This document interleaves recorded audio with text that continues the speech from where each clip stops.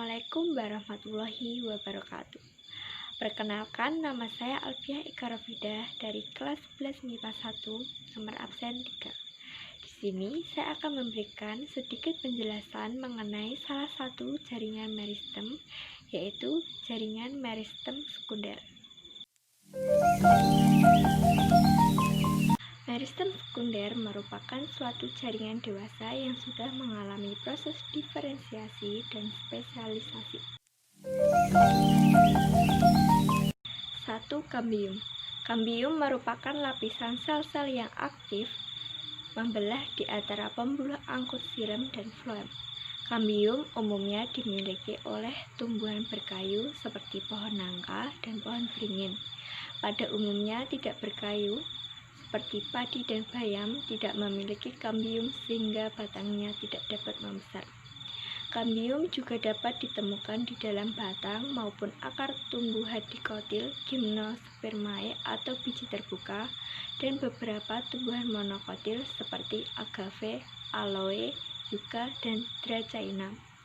Aktivitas kambium menyebabkan pertumbuhan sekunder sehingga batang tumbuhan menjadi besar. Pertumbuhan ke arah luar yaitu pada kulit kayu, dan pertumbuhan ke arah dalam yaitu pada kayu. Yang kedua yaitu kambium gabus atau velogen. Kambium gabus atau velogen adalah jaringan kambium yang membentuk lapisan pelindung peridermis atau gabus. Kambium gabus terletak di bawah epidermis batang dan akar yang sudah tua. Aktivitas kambium gabus atau velogen ke arah luar akan membentuk velum atau lapisan gabus, sedangkan ke arah dalam akan membentuk velodrem atau korteks sekunder. 1.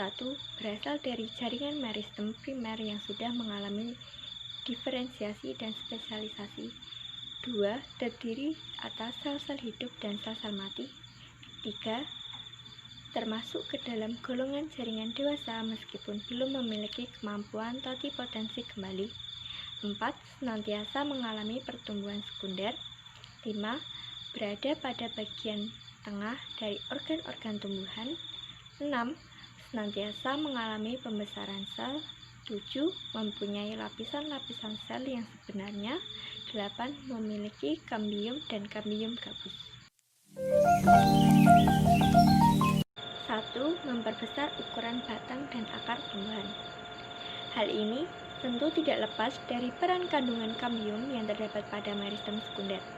Kambium senantiasa menyebabkan pertumbuhan sekunder sehingga menjadikan pertambahan besar pada bagian batang dan akar tumbuhan. 2. Mempertebal akar dan batang tumbuhan. Hal ini disebabkan karena adanya aktivitas kambium yang menuju ke arah dalam dan luar tubuh tumbuhan. Aktivitas ini akan membentuk pembuluh kayu yakni silem dan pembuluh tapis yaitu floem. Akan tetapi pada fase pertumbuhan tubuh tumbuhan, aktivitas kambium menuju ke arah dalam lebih banyak dibandingkan aktivitas kambium yang menuju ke arah luar. Hal ini menyebabkan pertambahan tebal pada kayu, batang maupun akar. Bahkan ketebalan tersebut bisa melebihi ketebalan kulit, batang, dan akar tumbuhan. 3. Membentuk lapisan gabus. Keberadaan kambium gabus yang dimiliki oleh meristem sekunder juga bermanfaat untuk membentuk lapisan gabus. Lapisan gabus memiliki sifat tidak mudah ditembus air.